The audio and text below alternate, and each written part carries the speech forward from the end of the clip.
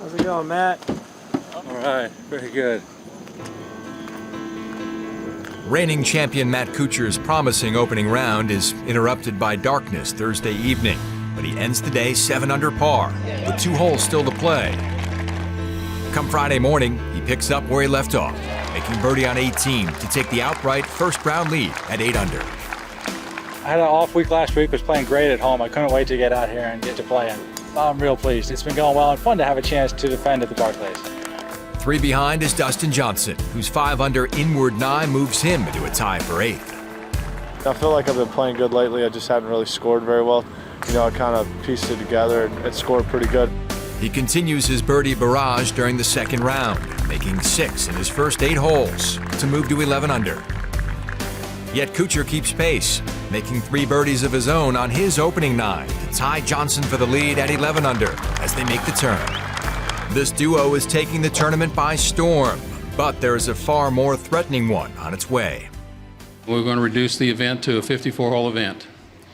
With the extreme weather conditions that we've got staring us in the face right now, we're looking upwards to maybe 10 to 12 inches of rain.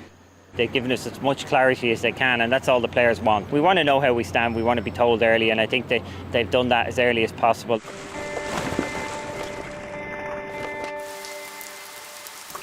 Of course, weather is no stranger to interrupting PGA Tour events. This season, there have been a number of unique weather-related circumstances that have caused delays. Mother Nature has intervened, stopping play. And as surprising as it may seem, this is the second year in a row a hurricane has influenced the PGA Tour playoffs for the FedEx Cup. Hurricane Earl caused an early week stir at the Deutsche Bank Championship last year, before ultimately dissipating, causing little effect on tournament play.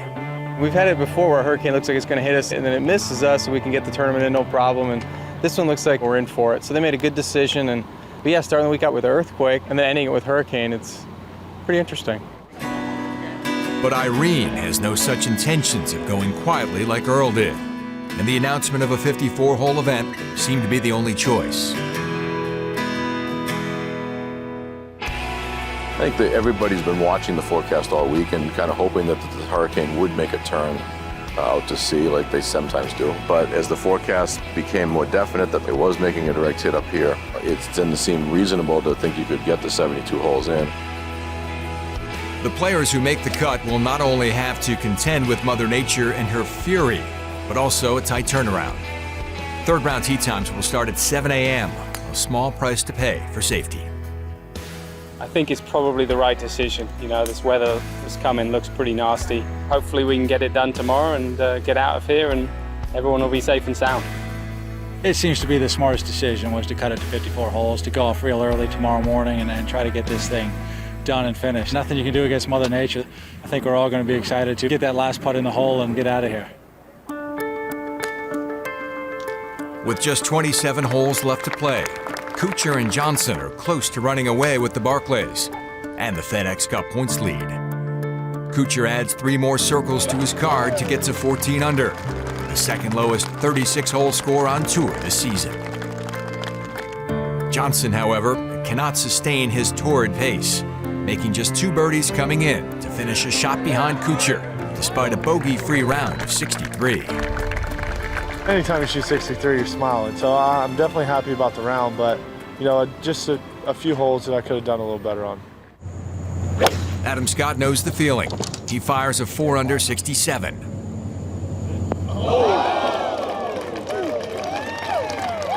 But a pair of bogeys prove costly, and he finishes the day tied for 9th at 9 under. Not happy with that one. While Scott sits safely inside the top 10, a host of FedEx Cup contenders are just trying to make the cut. Among them is Jim Furyk, who at 60th in the standings cannot afford an early exit if he hopes to return to Atlanta. 1 shot below the cut line with 2 holes to play, he responds with 2 consecutive birdies to safely finish at 5 under par. Starting to find a little something here as the playoffs get underway. Along with Furyk, 22 of the top 30 in the standings make it to the weekend, as well as 15 players outside the top 100. With just 18 holes to play, the third round will be a frantic finish with many playoff dreams on the line. Every point matters, every position matters, so even if I can't catch the leaders, I'm still going to be grinding for wherever I could finish. Then I'm going to play my game and see what I can shoot. We're just going to have to go out and be aggressive and hopefully get off to a good start. One round remains, and Matt Kuchar holds a one-stroke lead over Dustin Johnson and Vijay Singh. Padraig Harrington has played himself into contention, sitting 4 back, but it will take a low round for anyone to catch the top 3.